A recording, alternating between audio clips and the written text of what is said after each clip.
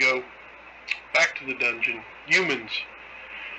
Basically, the humans, when you're generating a character, basically it's the 4d6 4d6, place them where you want.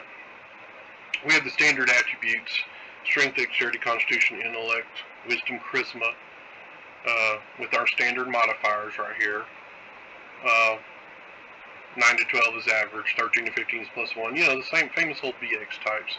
I use a different system for carry weight called stones, which is equal to your strength score.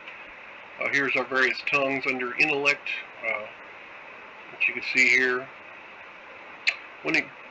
Charisma reactions, using the attributes, basically it's a unified D20 system.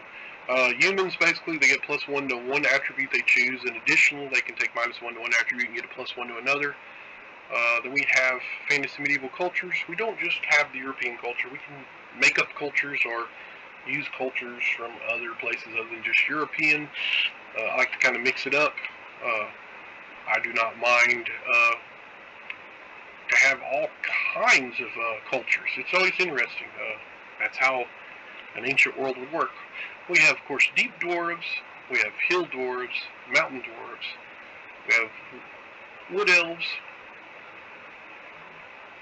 you've got high elves, and wild elves, gnomes, halflings, half-breed races and species. We've got the half-elf and the half-orc.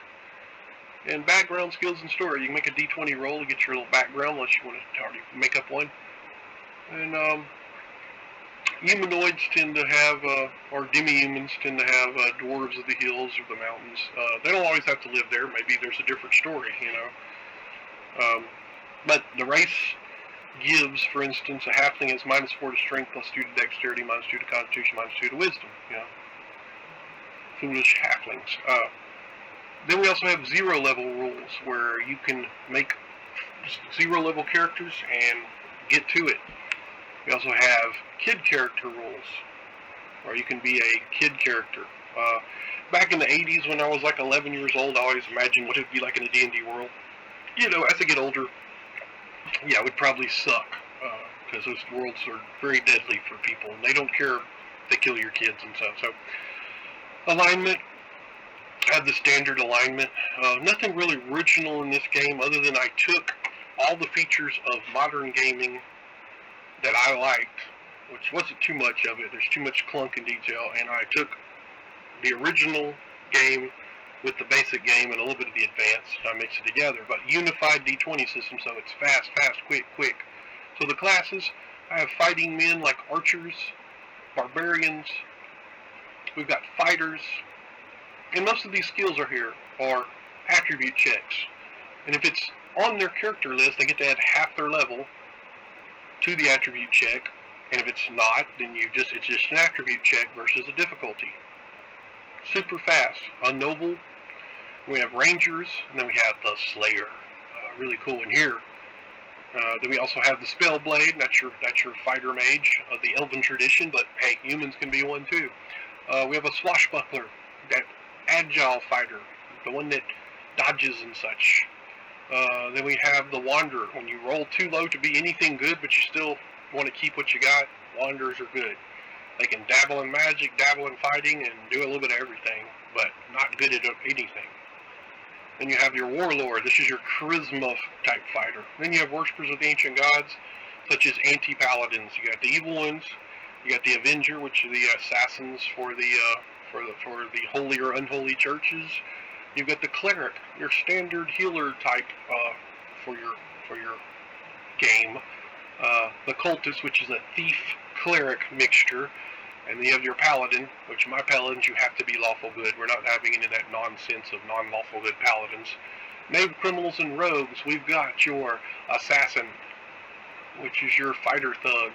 You've got your bounty hunter, which is your hunter of men. Probably a good guy, but may not be so good. Who knows?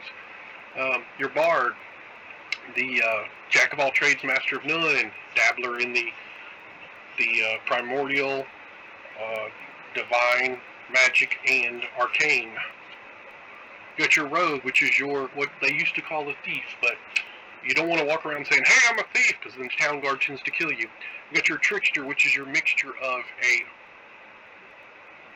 rogue magic user, but they tend to wear the clownish makeup for effect. Pretty cool.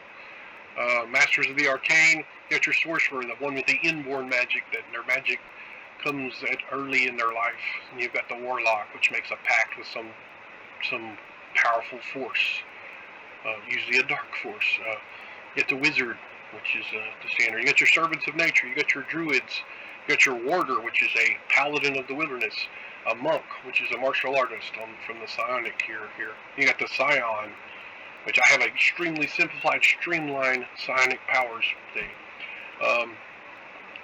So that's all I'm going to talk about on that. If you like what you see, Back to the Dungeon role-playing game is a free PDF, and the book is as cheap as I can make it. I'm not really doing this for money. I just want people to have some rules that they can just sit down and make characters fast, and then also for a game master, easy as hell to run. And we'll go over some of the monsters and other things of the sort at a later time.